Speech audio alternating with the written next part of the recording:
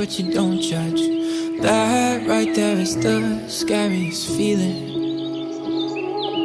Opening and closing up again. I've been hurt so I don't trust.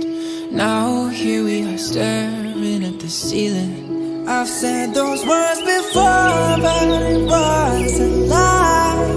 And you deserve to hear them 1,000 times. If all it is to say that, why is it so hard to say? If all it is to say that, why am I in my own way?